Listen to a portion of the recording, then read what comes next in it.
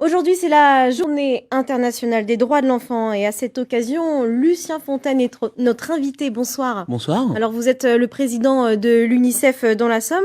Cette année, cette journée, elle tombe en plein confinement et justement, on parle très peu en fait des enfants en ce moment, à part pour le port du masque à l'école. Mais il y a d'autres problèmes que le problème sanitaire. Il y a celui de la précarité en ce moment. Écoutez, on est passé de 7 millions de personnes pauvres à 10 millions, donc ça impacte chez les enfants, chez les jeunes. On a de plus en plus les premiers qui ont subi la crise aussi, c'est les étudiants. Ici en Picardie, comme en plus on a beaucoup de boursiers, on a beaucoup d'étudiants dans lesquels on a travaillé avec eux pour faire de l'aide alimentaire. Et puis nous, toutes les semaines, avec un collectif qui vient de l'UNICEF, avec les marchés solidaires, on organise des marchés solidaires dans chaque quartier.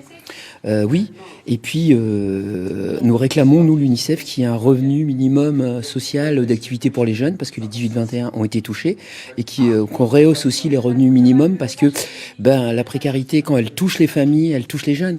Sans compter la déshumanisation qu'ils subissent, plus de contact, plus de sorties, donc une impression qu'on leur vole leur jeunesse.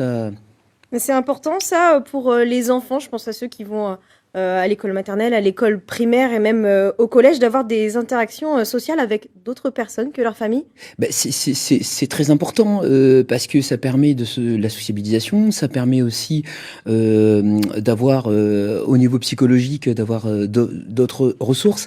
Je sais très bien qu'en ce moment on pense qu'on peut tout faire de son canapé avec son téléphone portable, on peut commander des choses et tout, mais ça suffit pas à constituer une vie de tous les jours. Et la précarité, on la sent. Votre sujet là sur les associations qui ont du mal à trouver des bénévoles, parce que on a, si je prends l'exemple d'Amiens, Amiens vient de toucher un fonds de solidarité urbaine de la pauvreté qui a augmenté. Ça veut dire qu'un Amiénois sur 5 souffre de la précarité, donc c'est pas des très bonnes nouvelles. En ce moment, est-ce que c'est facile, entre guillemets, de lutter contre les violences faites aux enfants? Est-ce que c'est plus difficile de donner l'alerte? Écoutez, il y a les violences conjugales qui ont augmenté. D'ailleurs, aujourd'hui, sur les violences conjugales faites aux femmes, c'est aujourd'hui la journée.